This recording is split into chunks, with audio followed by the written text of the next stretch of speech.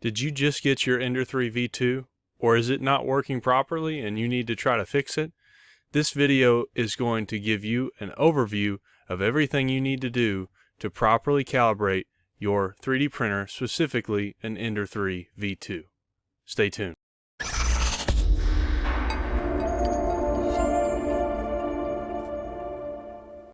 So welcome again to calibrating your 3D printer, specifically using an Ender 3 V2. So our first video in this 9-part series, 10 parts if you include this video, is the frame check. And in the frame check, what we're going to do is we're going to check out the physical 3D printer, the X, Y, and Z axis, the hot end and the extruder, as well as the bed plate.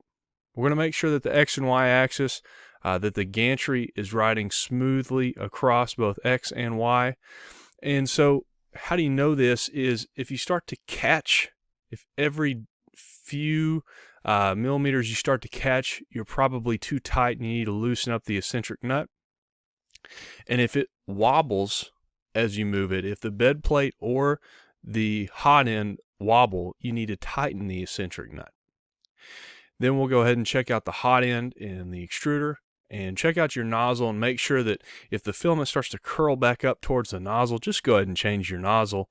They're pretty cheap and it'll save you a whole lot of headaches and head scratching later on in the journey, just to make sure that your nozzle's working good. And finally, we do a rough bed leveling just to make sure that we're close and we're not going to bang our nozzle against the bed plate. Then we move on to our first step in actually tinkering with our 3D printer, specifically the settings in PID Auto Tune, proportional, integral, derivative, and luckily we don't have to do any calculus. It's done for us in Pronterface, so we hook up our 3D printer to Pronterface. I do have a video on how to download, install, and connect your 3D printer to Pronterface. If you don't know how to do that, check that video out. I'll try to link it in the description below. And after we do our PID Auto Tune, we move on to first layer, which is our advanced bed leveling, which is when we'll go over to the Teaching Tech website and we'll go ahead and grab the file that he has here and print that off, and that'll help us really dial in how level our bed is. And it'll probably take you a few tries. That's perfectly fine. Take your time on this step. Do it over and over again until you get a nice, clean, crisp square. And then we do a baseline print of a calibration cube, and this is before any major modifications. We are just going to get an idea of where we're actually at in the world.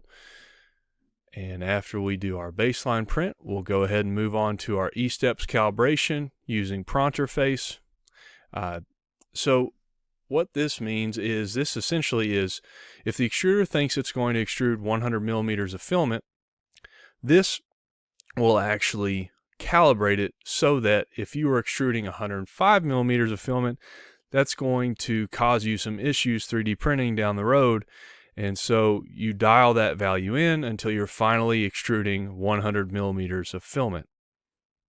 Then we have our slicer flow calibration, which is slicer dependent. I use Cura in this video. If you're going to use something like Simplify 3D or Prusa, you need to do it according to the instructions on the Teaching Tech website for those softwares. I skipped over the stepper motor driver current for my 3D printer. You could check that out if you think you're having some issues. So we move on to retraction tuning. And with retraction tuning, what we're really doing is we are going to really get rid of or significantly reduce the amount of stringing in our 3D prints. And this really is done by adjusting the retraction distance and the retraction speed. I noticed a really big improvement in the quality of my 3D prints just by this step alone.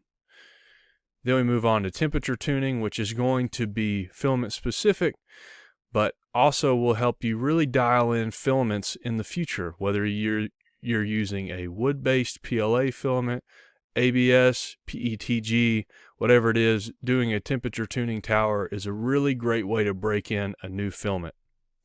And finally, we sum everything up with acceleration tuning, which will help you reduce surface artifacts like ghosting or other things that you may see in your 3D print. So with all that said, I think by the time you get done with all these steps, you will have a really well-working 3D printer. And I hope you enjoy this playlist, and thank you for watching. Hi, this is Kenny Rains with Rainmaker 3D. Thanks for watching the video. Be sure to press the like button if you learned anything or enjoyed the video. And also smash that subscribe button for more tips, tricks, tutorials, and time lapses.